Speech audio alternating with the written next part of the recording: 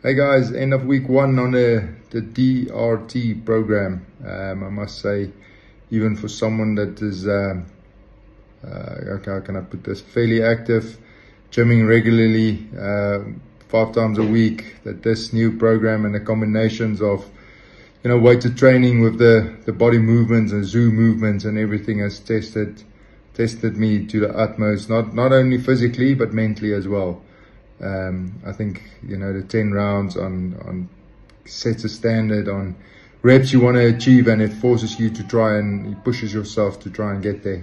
So end of week one, must say thoroughly enjoyed it. The movement, the body is, even though it's very sore and stiff at the moment, movement wise, it is actually feels like it's already moving better. So yeah, looking forward to the rest of the weeks to come, shifting some more weight, moving quicker, moving better, and looking forward to each and every session. So cheers guys, thanks Nathan for the program and the assistance. We're looking forward to the rest of the weeks and the programs to come.